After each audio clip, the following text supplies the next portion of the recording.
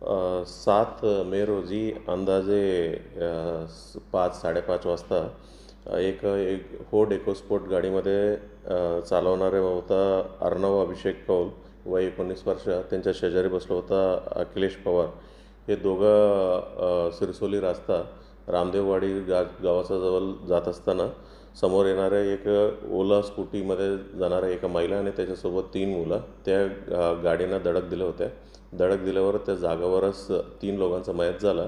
नंतर हॉस्पिटलला उपचारादरम्यान आणखी एक माणसाचा मयत झाला होता.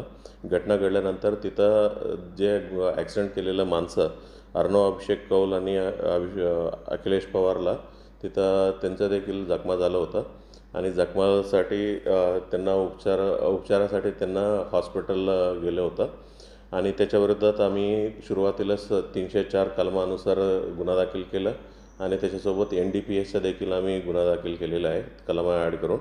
आणि आत्तापर्यंत त्यांना उपचार घेत होता आणि आज त्यांना डिस्चार्ज झाल्यावर दोन्ही आरोपींना आम्ही ताब्यात घेतलेलं आहे आणि आज सायंकाळीपर्यंत आपल्याकडं जळगावमध्ये पोहोचतील. उद्या आम्ही कोर्टामध्ये सादर करून त्यांचं PCचं घेण्याची कारवाई करणार. सर, आरोपींना अपघातात जखमी झाले होते की मारहाण झाली होती सर? जमावाकडून काय